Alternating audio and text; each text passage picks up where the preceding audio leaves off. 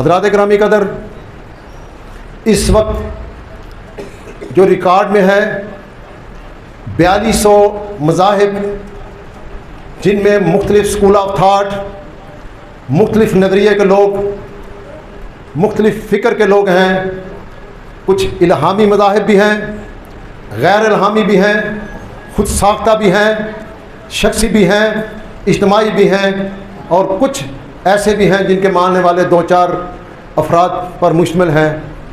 और रिकॉर्ड ये बताता है कि अब तक इस दुनिया पर जितने मज़ाहिब हुए हैं उनकी तादाद 13,000 है। और आज जो मौजूद हैं रिकॉर्ड में, जो रिकॉर्ड में नहीं, उसके बारे में हम नहीं जानते कितनी तादाद है, लेकिन जो रिकॉर्ड पे आ चुका है, नेट पे आ चुका है, उसकी तादाद है 4200। 4200 मज़ाहिब हैं, मशरक़ से मगरब तक, शमाल से जनूब तक, आसमान के नीचे इस ज़मीन पर 4200 मज़ाहिब हैं। मैं आपको खराज अक़ीदत भी पेश करता हूँ, खराज मोहब्बत भी पेश करता हूँ, खराज तहसीन भी पेश करता हूँ।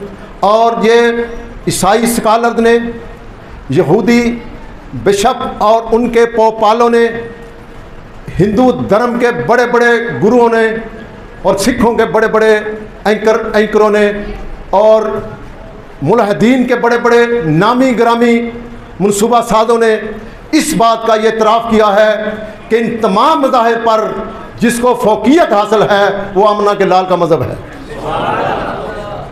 इस मज़हब की कोई मिसाल नहीं है, कोई मिसल नहीं है, बल्कि हमारे एक दोस्त हैं अमेरिका में, वो तशरीफ़ फरमा हैं, उन्होंने 350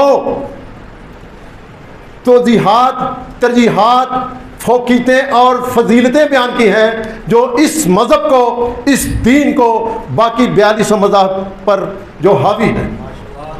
कोई मज़हब, कोई स्कूल ऑफ थाट, कोई नज़रिया, कोई फ़िक्र, कोई ग्रुप इस्लाम की और इस्लाम के मान वालों की जो फजीलतें हैं उसके बराबर क्या, उसके दूर दूर भी नज़र नहीं आता।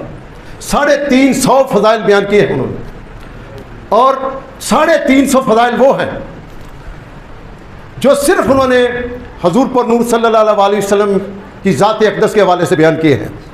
अभी अबू बकर सदीक़ के नहीं बयान हुए, उमर फ़ारूक के नहीं हुए, हैदर करार के नहीं हुए, ओहद वालों के, खंदक वालों के, करबला वालों के नहीं हुए, इमाम आज़म के, गौसल आज़म के नहीं हुए, अभी अजमेर वालों के नहीं। सिर्फ आमना के लाल को जिन चीज़ों पर तरजीहात हासिल है उसके अदाद शुमार अभी उन्होंने इकट्ठे किए हैं, वो 350 बनते हैं। वो कहते हैं अगर मेरी रफ्तार इसकी कलेक्शन की यही रही तो ये 350 नहीं, ये 3.5 करोड़ से भी बढ़ सकते हैं।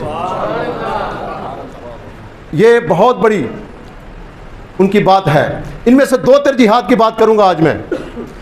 एक वो तरजीह ये बयान करते हैं कि इस दीन को लाने वाले पैगंबर इस्लाम हैं।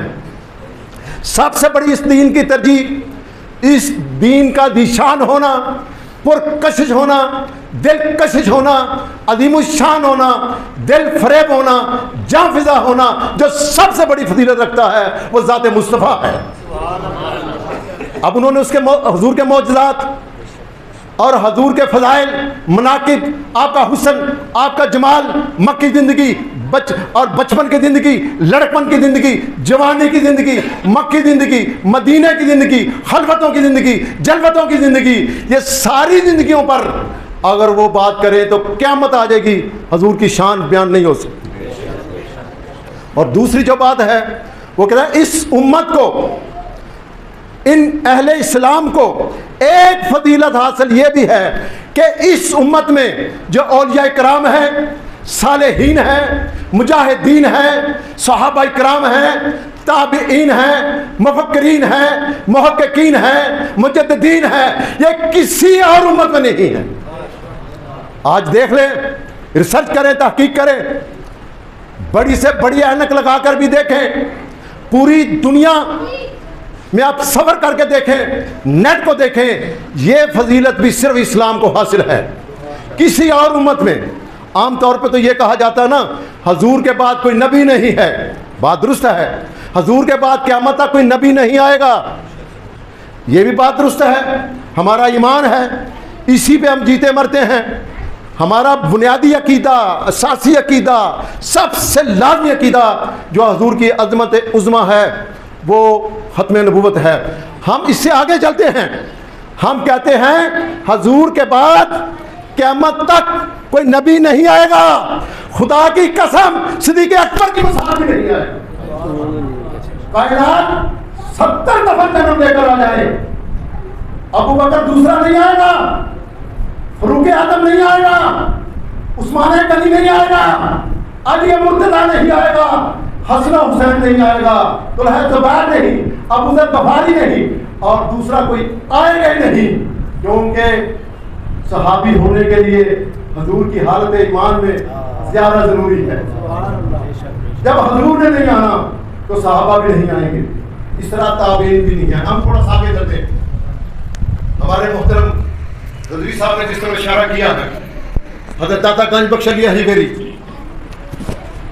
आला हज़रत फाज़िल बरेलवी, ताजदार सरहंद, हम कहते हैं दूसरा दाता भी नहीं आएगा, नहीं आएगा, दूसरा आला हजरत नहीं आएगा, दूसरा ताजदार सरहंद नहीं आएगा। इतनी बड़ी शख्सियतें, इतने लाजवाब बाकमाल लोग अब क़यामत तक नहीं आ सकते, क्योंकि अल्लाह तबारक व तआला ने इन पर इतने करम फरमाए हैं, इतने फजल फरमाए हैं, आप उसको भी शुमार में नहीं ला सकते। हज़रत मुजद्दद सानी के दौर में कितने फितने थे, आपने यकीनन सुना होगा। उलमाए किराम का जमे गफ़ीर है।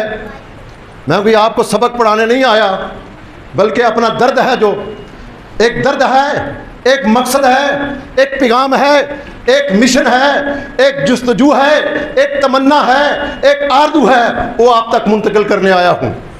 मुझे अपना छोटा समझे हर लिहाज से। उस वक़्त कितने फितने थे, सबसे बड़ा फितना उलमाए सू का था हज़रत मुजद्दद सानी के दौर में।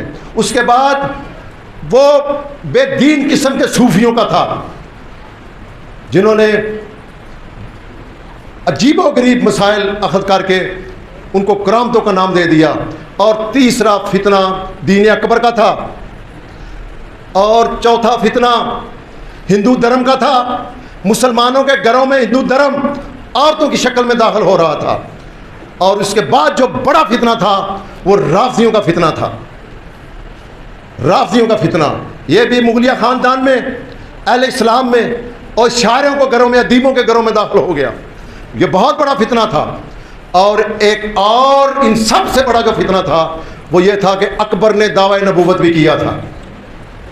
आप जानते होंगे, आपने एक वक्त में एक स्टेज पर आपने इतने बड़े फितनों का मुकाबला किया।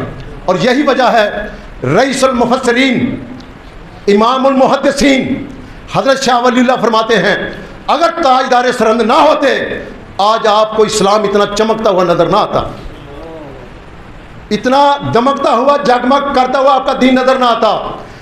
हज़रत शार मशरक ने भी ये फरमाया है कि मैंने दो शख्सियतों से इश्क़ रसूल वसूल किया है, मैंने दो शख्सियतों से फ़लसफ़ा ज़िंदगी सुना है, देखा है, मैंने दो शख्सियतों से खुदी का मतलब समझा है, एक मौला रूम है और एक ताजदार सरहंद। और मुल्ला अब्दुल हकीम सियालकोट, जिनकी किताबें आज भी जामे अज़हर में पढ़ाई जाती हैं, सबसे पहले उन्होंने हज़रत इमाम पाक को मुजद्दद सानी के लक़ब से याद फरमाया था।